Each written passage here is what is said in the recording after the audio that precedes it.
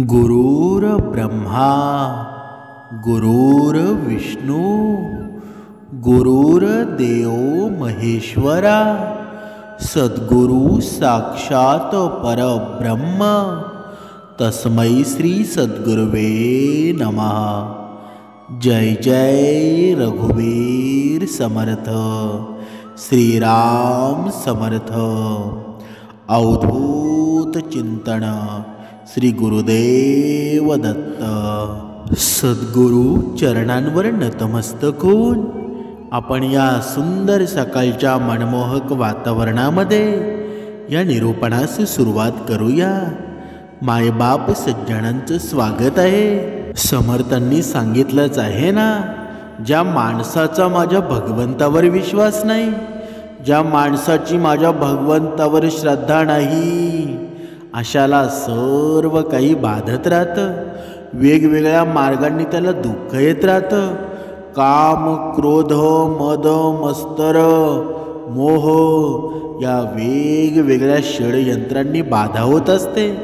म्हणजेच काय, म्हणजे या साऱ्या बाधा आहेत ना, बंधने, या प्रवासातून सुटका करणारा फक्त भगवंतच आहे ना, आणि मोक्षदाता माझा भगवंतच आहे। पण मनुष्य मात्र हे सर्व काही विसरून जातो। समर्थांनी बघा मनाच्या श्लोकांमध्ये सुंदर वर्णन केलेलं आहे। अहो जानरा राम विश्वास नाही, तया पामरा बाधिजे सर्व काही।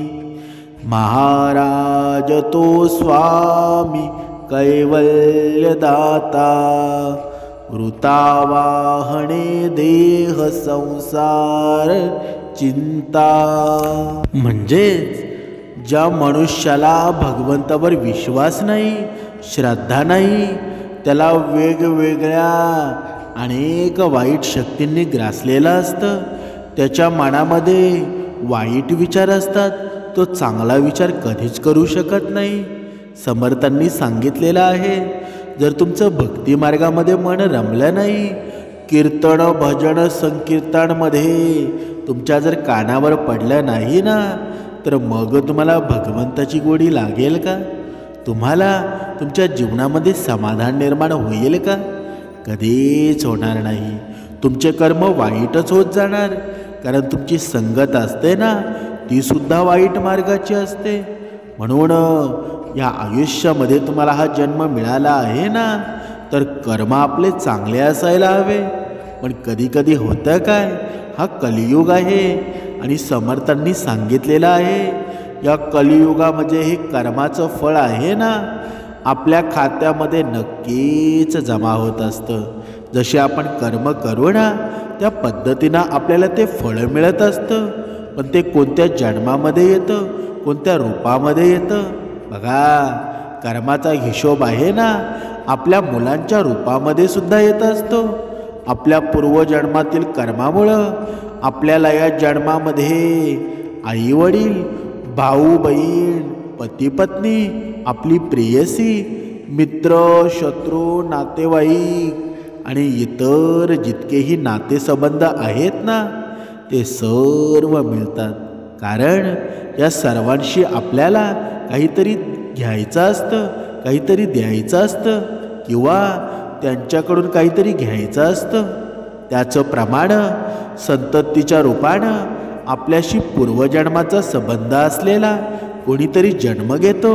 आणि शास्त्रामध्ये या संततीचे 4 प्रकार सांगितलेले आहेत। पहिला प्रकार म्हणजे ऋणानुबंध संतती। या पूर्वजन्मामध्ये कोणी जीव असा असेल ना, की ज्याच्याकडून तुम्ही कर्ज घेतले असेल किंवा त्याचे धन नष्ट केले असेल, त्याच्या जीवनामध्ये तुम्ही दुःख निर्माण केलेलं असेल, तो तुमच्या घरी संतती बनवून जन्म घेतो। तो तुमचं धन आजारपणामध्ये किंवा व्यर्थ गोष्टींमध्ये खर्च होईपर्यंत तुमच्याकडून परत घेतो, जोपर्यंत त्याचा हिशोब पूर्ण होत नाही। म्हणून एक गोष्ट लक्षात ठेवा, जोपर्यंत आपण या कलियुगामध्ये जन्म घेतलेला आहे ना, तुम्हाला वाटत असेल की मी दुसऱ्याला दुःख देऊन संपत्ती माझ्या जवळ घेत आहे, पैसा कमवत आहे, पण त्याचा बदला आहे ना, हा काळ घेणार आहे, ही वेळ घेणार आहे. म्हणून तुम्ही मनामध्ये असा विचार करू नका की मी जे करतोय ते मला कोणी पाहत नाही, पण हा भगवंत आहे ना, सत्याला सत्यच म्हणणार आणि वाईटाला वाईट म्हणणार. त्याच्या दरबारामध्ये कोणालाही क्षमा नाही. म्हणून भक्ती मार्गामध्ये आपलं मन लावा, तुमचं सर्व प्रश्न सुटले जातील. आता पुढचं पाहूया. शत्रू संतती. पूर्वजन्मातील कोणी शत्रू बदला घेण्यासाठी म्हणजे तुमच्या घरी संतती बनून येतो. मोठा झाल्यावर तो आई वडिलांशी भांडण करतो, त्यांना त्रास देतो, अपमानित करतो, त्यांना दुःखी ठेवून स्वतः आनंदी राहतो. बघा आपल्या घरामध्ये अशी काही संतती आहे. बघा तुमच्या घरामध्ये सुद्धा असेल की त्यांना एवढं शिकून सुद्धा, त्यांना त्याच्या डोळ्याने दिसून सुद्धा आई वडिलांशी भांडण करत असतात. आणि ही मुलं असतात ना, मागच्या जन्माचं हे सर्व कनेक्शन असतं. म्हणून या मुलांना जेवढं होईल तेवढं भक्ती मार्गामध्ये मन रमवायला हवं. त्यासाठी आईवडिलांची खूप जबाबदारी असते. पण आताचे आईवडील तसे करतात का? कधीच करत नाही. त्यांना बघा आत्ताचे आईवडील आहेत ना, मुलांना फक्त शिक्षण देत राहतात की तू शिक, मोठा हो, भरपूर पैसा कमव, पण मात्र संस्कार द्यायला ते विसरून जातात. पण समर्थांनी सांगितलेलं आहे, ज्या मुलावर संस्कार होतात ना, त्याचे सर्व पाप मिटले जातात. कारण का? कारण समर्थ विचार ज्याच्या जीवनामध्ये निर्माण होतात ना, त्याचे सर्व कर्म शुद्ध होतात. कारण का? कारण दत्त गुरु, दत्त माऊलींचं नाम ज्याच्या मुखामध्ये येतं ना, त्याचं सर्व पुण्याचा ठेवा आहे, तो त्याला स्वर्गाकडेच नेत असतो. म्हणजेच त्याची सर्व पापे सुद्धा मिटली जातात. आता पुढे पाहूया. उदासीन संतती. अशा प्रकारची संतती आहे ना, आईवडिलांची सेवा करत नाही, त्यांना कोणताही सुख देत नाही. ते आईवडिलांना त्यांच्या परिस्थितीवर सोडून देतात. लग्न झाल्यावर ते त्यांच्यापासून वेगळे होतात. म्हणजे काय? आपण पाहिलं असेल की आपण भरपूरदा पाहिलं असेल की जेव्हा आपल्या मुलाचा, आपल्या मुलीचं लग्न होतं, भरपूर आपल्या अपेक्षासुद्धा असतात की माझ्या मुलानं मला म्हातारा होईपर्यंत मला सांभाळावं. भरपूर प्रमाणामध्ये आपण अपेक्षासुद्धा केलेल्या असतात. पण जेव्हा त्याचं लग्न होतं ना, शुभमंगळ सावधान, ते पिवळे तांदूळ अक्षदा त्याच्या डोक्यावर पडतात ना, तेव्हा सर्व काही तो विसरून जातो. आपल्या आईवडिलांना विसरतो, वेगळा होतो, वा आईवडिलांशी काही देणं घेणं ठेवत नाही. अशी मुलं आहेत ना, यांना सुद्धा आपण भक्ती मार्गामध्ये आणायला हवं. पण ही निर्माण होतात कशामुळं? त्यांचा संबंध होतो कशामुळं? आपल्या मागच्या जन्मातील वाईट कर्म. म्हणून आज हा जन्म मिळालेला आहे ना, तर कर्म चांगले करा. कोणत्या रूपामध्ये तुम्हाला त्रास देतील ना, हे सांगता येत नाही. आता पुढे पाहूया. सेवक संतती. पूर्वजन्मामध्ये जर तुम्ही कोणाची सेवा केली असेल, तर ती सेवा परतफेड करण्यासाठी ती व्यक्ती तुमच्या सेवेसाठी संतती बनून येते. तुम्ही जे पेराल ना, तेच उगवेल. जर तुम्ही आईवडिलांची सेवा केली असेल, तर तुमची मुलं तुमच्या वृद्धपकाळामध्ये तुमची नक्कीच सेवा करणार आहेत. नाहीतर तुमच्या जवळ पाणी देणारेही कोणीच नसतील. ही गोष्ट आहे ना, केवळ माणसावर लागू होते ना असं नाही, तर 4 प्रकारांपैकी कोणता जीवही संततीच्या रूपामध्ये येऊ शकतो. उदाहरणार्थ, जर तुम्ही एखाद्या गायीची निस्वार्थपणे सेवा केली असेल, तर तीही तुमचा मुलगा किंवा मुलगी बनून येऊ शकते. परंतु जर तुम्ही गायीला स्वार्थाने सांभाळला असेल आणि ती दूध देणं बंद झाल्यावर तिला घरातून हाकललेला असेल ना, तर ती ऋणानुबंध संतती बनून जन्म घेईल. जर तुम्ही निरापराध प्राण्याला त्रास दिला असेल ना, तर तोही संतती बनून जन्मला येतो. म्हणजे तो तुमच्या जीवनात शत्रू बनून येईल. म्हणूनच जीवनात कधीही कोणाचं वाईट करू नका. समर्थांनी सांगितलेलं आहे ना, हा निसर्गाचा नियम आहे की तुम्ही जे काही कराल ना, त्याचं फळ तुम्हाला या जन्मात किंवा पुढच्या जन्मात 100 पटीनं मिळणार आहे. जर तुम्ही एखाद्याला 1 रुपया दिला असेल, तर समजा तुमच्या खात्यात 100 रुपये जमा झाले असतील.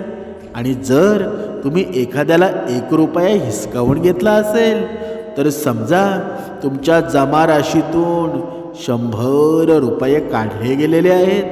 जरा विचार करा, तुम्ही कोणतं धन घेऊन जन्माला आला होतात आणि किती धन घेऊन सोबत तुम्ही जाणार आहेत.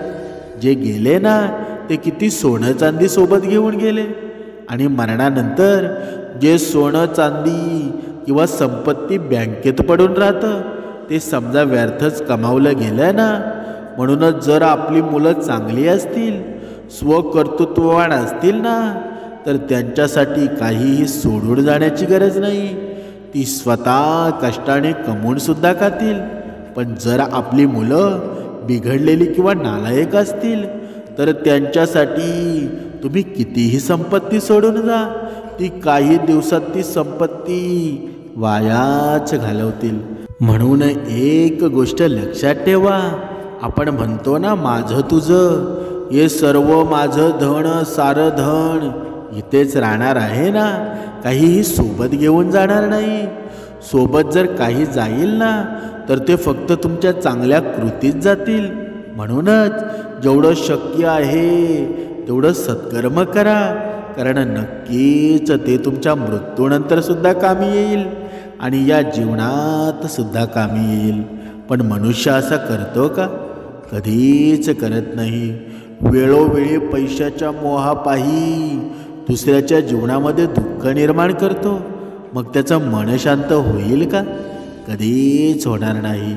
समर्थांनी सांगितलेलं आहे, जर मनुष्याचे कर्म जर चांगले असतील ना, तर कोणत्या ठिकाणी शांत राहणं आपल्या हिताचं आहे ना, ते आता आपण पाहणार आहोत. म्हणजेच शांतता आहे ना, ही जीवनातील सर्वात मोठी शक्ती आहे.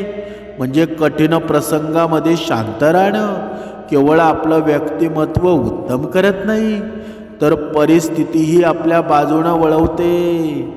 समर्थांनी सांगितलेलं आहे ना, जर आपल्यावर कोणतं संकट आलेलं असेल, पण जर आपण त्या संकटाशी सामना करण्याऐवजी जर आपण भांडण केलं, तर त्या संकटावर आपण विजय मिळवू शकत नाही. पण शांतपणे विचार करून जर निर्णय घेतला ना, तर नक्कीच काहीतरी उपाय शोधेल. तर परिस्थिती आहे ना, ती आपल्या बाजूनं वळवता येईल. राग, अपमान, वाद, गैरसमज किंवा संकट अशा परिस्थितीमध्ये शांत राहिल्यामुळं योग्य निर्णय घेता येतो. म्हणूनच शांतता आहे ना, हे मनशक्तीचं प्रतीक आहे. एखाद्या कठीण प्रसंगामध्ये शांत राहणं सोपं नसतं, पण त्याचे फायदे फार मोठे असतात. शब्दाचा वापर, भावना आणि कृतीवर ताबा ठेवणं शिकलं, तर आपण कोणत्याही कठीण प्रसंगाला सामोरे सुद्धा जाऊ शकतो. आज आपण या शांत राहण्याचे महत्त्व आहे ना, ते जाणून घेणार आहोत. की मनुष्याने नक्की शांत राहावं कधी आणि कुठे शांत राहू नये, या सर्व प्रश्नांची उत्तरं आहेत ना, ती आपल्याला मिळणार आहेत. समर्थांनी सांगितलंच आहे ना, ज्या मनुष्याच्या अंतःकरणामध्ये अहंकार असतो, ज्या मनुष्याच्या अंतःकरणामध्ये लोभ असतो, तो कधीच शांत राहू शकत नाही. कारण ते विकार आहेत ना, ते अवगुण आहेत, त्याला कधीच शांत बसवणं देत नाही. पण समर्थांनी सांगितलेलं आहे, जर हा अहंकार आणि हा लोभ जर घालवायचा असेल, तर समर्थ विचारांमध्ये आपल्याला जावं लागेल. समर्थ विचारांमध्ये, भक्तीमध्ये आपल्याला प्रवेश करावा लागेल. जोपर्यंत आपण उपासना करत नाही, श्रवण करत नाही, भक्ती मार्गामध्ये आपलं मन लावत नाही, तोपर्यंत हा अहंकार आहे ना तो कधीच जाणार नाही. आपलं मन कधी शांतच होणार नाही. म्हणून या वादविवादाच्या वेळी शांत राहणं हेच कळाच आहे ना. म्हणून या वादविवादामध्ये आवाज वाढवल्यास तो अधिक चिघळत असतो. त्यामुळं आधी ऐकून घेणं आणि शांत राहून समोरच्याचं म्हणणं समजून घेणं हा संवाद आहे ना, हा सुसंवाद असतो. तुमचा संयम तुम्हाला योग्य बोलण्यामध्ये प्रवृत्त करत असतो. म्हणून काही वाईट साईट बोलण्यापेक्षा सौम्य शब्द वापरले ना तर नक्कीच वाद कमी होतो. म्हणून हा वादविवाद शांततेने सोडवल्यास ना दोघांनाही समाधान मिळत असतं. म्हणून आपलं मत शांत राहिल्यास दुसऱ्याला ते समजणं सोपं जातं. वाद वाढवण्याऐवजी शांततेमुळं संवादाची शक्यता टिकून राहते. म्हणून वादात प्रतिकार करणं टाळा, कारण ती वेळ युक्तिवाद करण्याची नसते. म्हणून शांततेच्या परिस्थितीचा आढावा घ्या, संयमाचा उपयोग करा. हा वादाचा सकारात्मक परिणाम आहे ना तो नक्कीच घडत असतो. म्हणून वादविवाद एक क्षणिक असतात ना, पण त्यांचा परिणाम मात्र दीर्घकाळ होत असतो. त्यामुळं वादाचे परिणाम लक्षात घेऊन शांततेने विचार करायला हवा. वादात तटस्थ भूमिका घेणं अधिक उपयुक्त ठरतं. म्हणूनच समर्थांनी सांगितलेलं आहे ना, जर कोणी तुमचा मुद्दा समजून घेत नसेल तर तात्काळ राग व्यक्त करणं टाळा. समोरच्याला समजावून सांगण्यासाठी योग्य वेळ निवडा. शांत राहून नीट बोलण्यामध्ये तुम्हाला तुमची बाजू अधिक चांगल्या पद्धतीने मांडता येते. म्हणून कोणीतरी आपल्याला चूक समजत असेल ना तर त्यामागे भावनिक कारणे असू शकतात. शांततेनं बोलल्यास त्यांना तुमची बाजू स्पष्ट होते. म्हणून शांत राहून तुम्ही संयम दाखवू शकता. परिस्थिती नेहमी शांततेनं सुधारते हे एक कारण लक्षात ठेवा. म्हणूनच संवाद आहे ना तो परिणामकारक होतो. अडचणी समजून घेण्याचा प्रयत्न करा, कारण शांतता हे तुमच्या आत्मविश्वासाचं लक्षण आहे ना. श्रीकृष्ण स्वामींनी देखील भगवद्गीतेमध्ये सांगितलेलं आहे, या पूर्ण विश्वामध्ये दुर्जनसुद्धा आहे आणि सगुणसुद्धा आहे. म्हणजे चूकसुद्धा बोलणारे आहेत, बरोबरसुद्धा बोलणारे आहेत, सत्यसुद्धा सांगणारे आहेत आणि असत्यसुद्धा सांगणारे आहेत. पण आपण सत्यातलं सत्य कसं शोधावं? नाहीतर मनुष्य कधीकधी सत्य शोधायला जातो पण त्याला असत्याची लागण लागते. कधीकधी चांगला मनुष्यसुद्धा अहंकारी कधी होऊन जातो ना त्याला कळत नाही. त्यांचा उद्देश चांगला असतो पण तो उद्देश जेव्हा त्या अहंकारामध्ये जातो ना तेव्हा तो लालची होऊन जातो. म्हणून भगवान श्रीकृष्णाचा जेव्हा अवतार संपला तेव्हा अवतार संपण्याच्या जाण्यापूर्वी भगवान श्रीकृष्णांनी उपदेश करताना म्हणतात, हे उद्धवा, अरे माझे देवकार्य आता संपलेले आहे. बळराम दादा आता जाणार. तू व्यर्थ शोक करू नकोस. मी गेलो ना की लगेच कलियुगाला प्रारंभ होईल. मी प्रकट होताना सात्विक आणि सज्जन लोकांना जितका आनंद झालेला होता ना तितका आनंद आता दुर्जन लोकांना होत असेल. मला ज्ञात आहे की यापुढे दुष्ट लोकांच्या खेळाला सुरुवात होणार आहे. अधार्मिक लोक माझ्या या अवतार लीलेचे विपरीत प्रदर्शन मांडतील, म्हणजेच नाटकसुद्धा करतील. माझ्या लीलांचे नाटकी रूप जगापुढे मांडतील. माझ्या रास लीलांचे हे भक्ती स्वरूप विसरायला लावून भोगमय स्वरूप जगायला दाखवतील. म्हणजेच श्रीकृष्ण स्वारींनी सर्व काही जेव्हा मृत्यू होण्याच्या अगोदर सर्व काही सांगून गेलेले आहेत की या कलियुगामध्ये सर्व असत्याचा बाजार असेल. म्हणून आपल्याला हे सर्व पुरावे आहेत ना त्या उद्धव गीतेमध्ये सुद्धा मिळतात. भगवान म्हणतात, हे उद्धवा, वर्ण आश्रम कुळ यांना अनुसरून हे नियम कर्म करावे. म्हणजे हे कर्म आहेत ना ते नियमित करत राहावे. योग्य गुरूंची सेवा करावी. शिष्यत्व कठीण आहे, आळस आहे ना तो आताताईपणा करेल. मस्तर दिरंगाई हे दुर्गुण आहेत ना ते शिष्यांनी टाळले पाहिजेत. हे सुख दुःख आहेत ना ते प्राप्त होणं कोणी एका साधनावर अवलंबून नसतं, तर बुद्धी आणि कर्तृत्वावरही अवलंबून नसतं. तर जगात मूर्खांना सुखोपभोग आणि विद्वानांना हालापेष्टा या प्राप्त झालेल्या दिसतात. आणि जेवढी लौकिक सुखे आहेत ना ती क्षणिक आणि तसे काळाच्या अधीन असतात.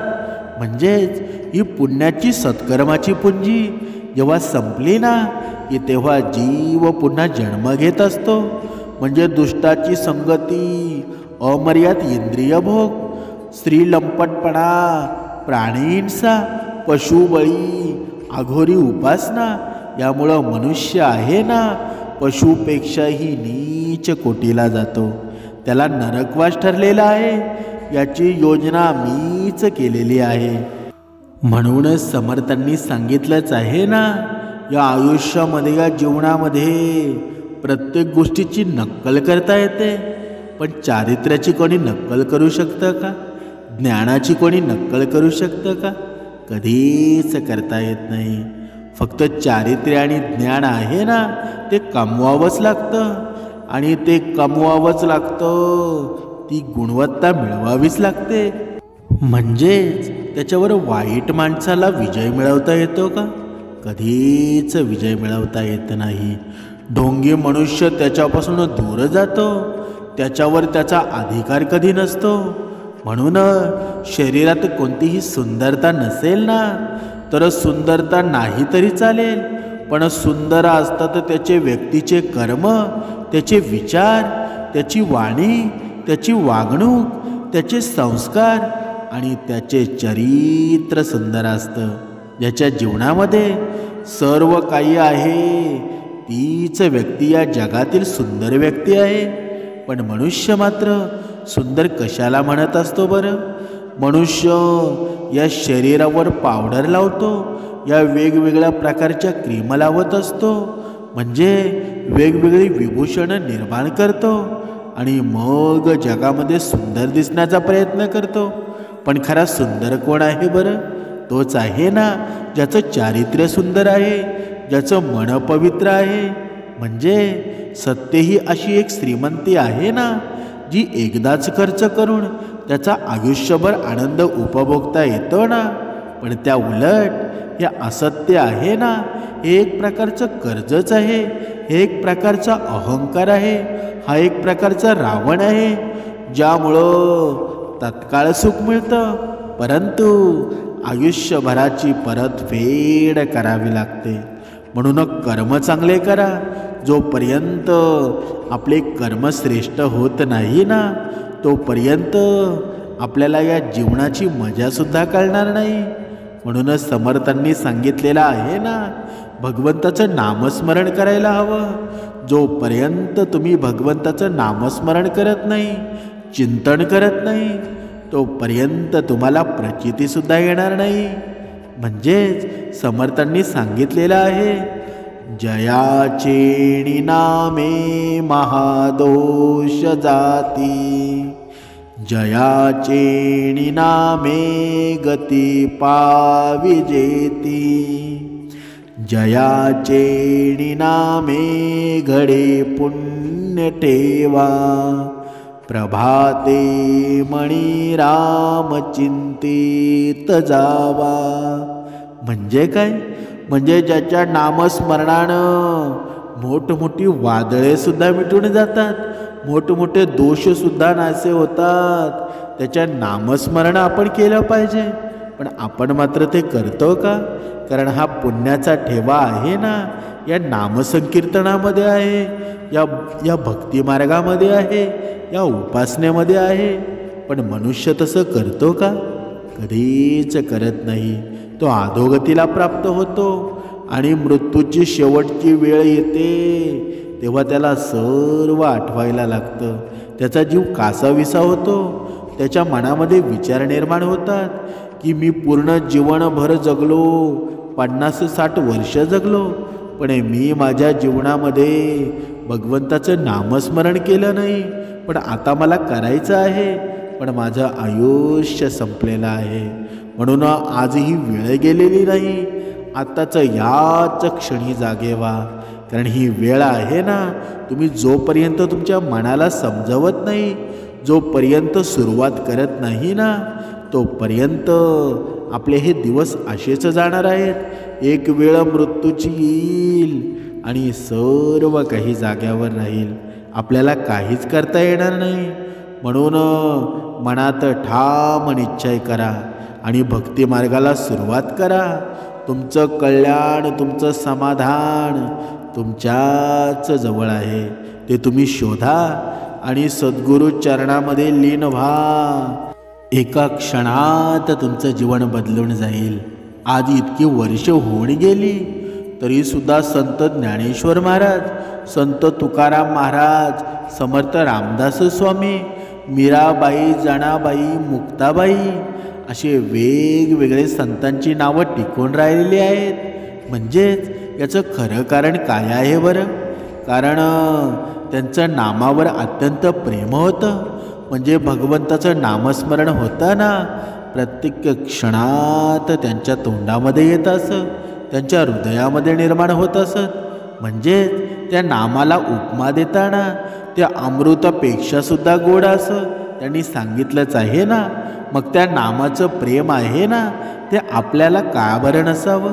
म्हणजेच ज्याप्रमाणे आपण तोंडात साखर घातल्यावर आपल्याला जर गोड लागली नाही, तर तो दोष साखरेचा नसून आमच्याच तोंडाला चव नाही असं आपण म्हणतो.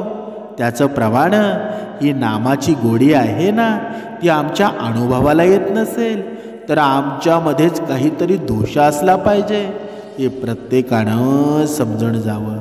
पण आपण मात्र स्वतःला मात्र अपराधी कधी मानतो का?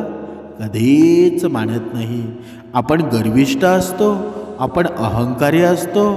आपली या हाताची बोटं बघा 5 आहेत. हे एका हाताला 5 बोटं असतात.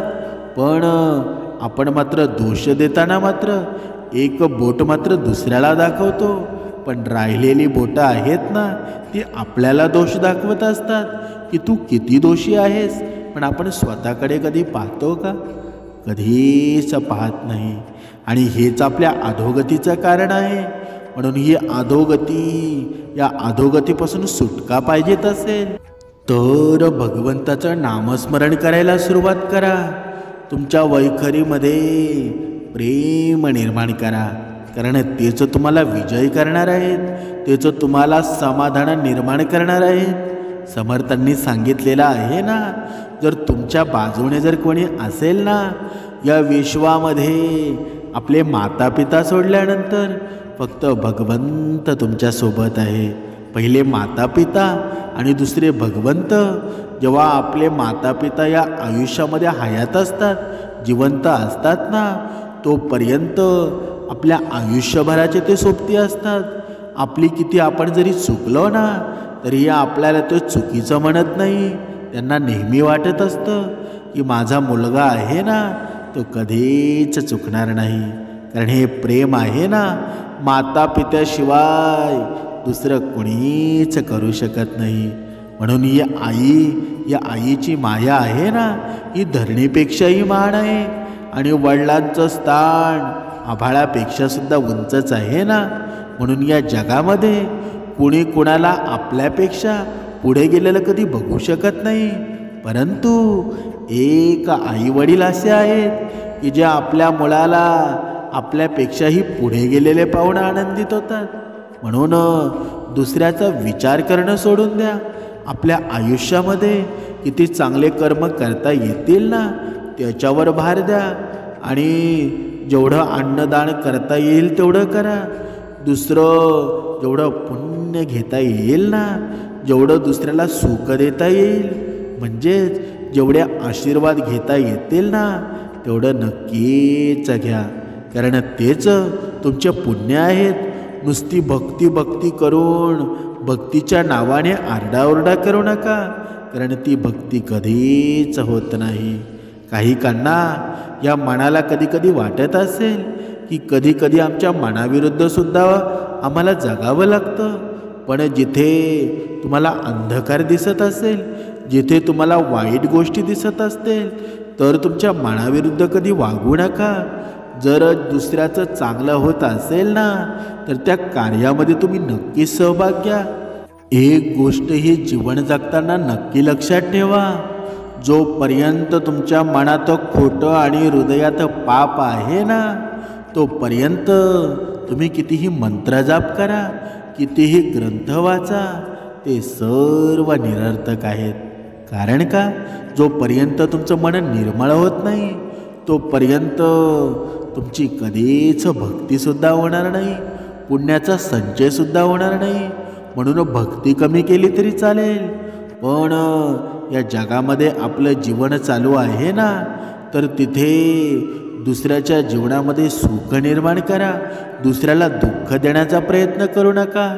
हीच सर्वात मोठी भक्ती आहे. आणि हे ज्याला समजले ना, तो समाधानीसुद्धा आहे आणि या भक्ती मार्गामध्ये त्याचा विजयच झालेला आहे. जय जय रघुवीर समर्थ.